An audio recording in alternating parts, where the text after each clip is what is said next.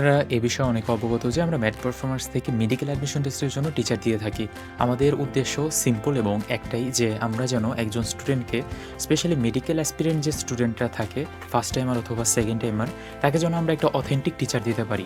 সরকারি মেডিকেলে পড়ে কিন্তু সরকারি মেডিকেলে পড়লেই সেই ব্যক্তিটা বা সেই স্টুডেন্ট বা সেই টিচার পড়াতে যে পারবে এরকম কোনো নিশ্চয়তা নেই। করি ওই ধরনের টিচারকে প্রোভাইড করার যে একজন স্টুডেন্টকে তার কন্টিনিউয়াস পড়াশোনার বা গাইডেন্সের মাধ্যমে স্টুডেন্টকে একটা ভালো রেজাল্টের দিকে নিয়ে যাবে।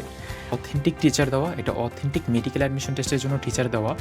দেখেন শুরু থেকে যখন একজন স্টুডেন্ট মেডিকেল অ্যাসপিরেন্ট থাকে, মেডিকেল ফার্স্ট টাইমার বলেন বা সেকেন্ড টাইমার বলেন, তার অনেক রকমের অনেক সমস্যা থাকে যে কোন কোচিংয়ে পড়বে, কোন বই পড়বে, অনেক প্রপার গাইডলাইন বা প্রপার হাতে কলমে শিক্ষাটা পায় না।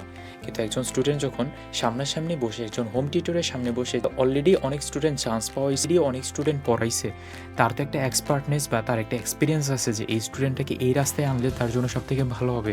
তো আমরা চেষ্টা করি ওই ধরনের টিচারটাই আপনাকে দেওয়ার।